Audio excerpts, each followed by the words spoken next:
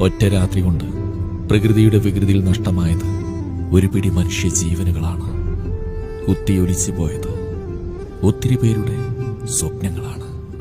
ഇന്ന് നേരം പുലർന്നാൽ ചെയ്തു തീർക്കാനുള്ള ജോലികളെക്കുറിച്ചോർത്ത് സമാധാനത്തോടെ കിടന്നുറങ്ങിയവർ. പക്ഷേ പലരും ഇന്ന് കണ്ണു തുറന്നില്ല. സ്നേഹനിധിയായ ഉപ്പയെ നഷ്ടപ്പെട്ടവർ, പ്രിയപ്പെട്ട ഉമ്മയെ നഷ്ടപ്പെട്ടവർ, മക്കളെയും ഭാര്യയെയും സഹോദരിമാരെയും സഹോദരങ്ങളെയും നഷ്ടപ്പെട്ടവർ. ദുരന്തഭൂമിയിലെ നിലവിളികളും ആർത്തനാദങ്ങളും കണ്ണു നനയിപ്പിക്കുകയാണ് നാഥ. വാർത്തകളിൽ കാണുന്ന ദൃശ്യങ്ങൾ കരള് പിടക്കുന്നതാണ്. സഹിക്കാൻ കഴിയുന്നില്ല. കാണുന്ന നമുക്കിത്ര സങ്കടമുണ്ടെങ്കിൽ അനുഭവിച്ചുകൊണ്ടിരിക്കുന്നവരുടെ അവസ്ഥ എന്തായിരിക്കും?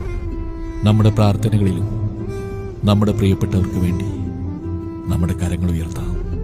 പ്രകൃതി ദുരന്തങ്ങളെ തൊട്ട് സർവശക്തൻ നമ്മെ കാക്കുമാറാവട്ടെ.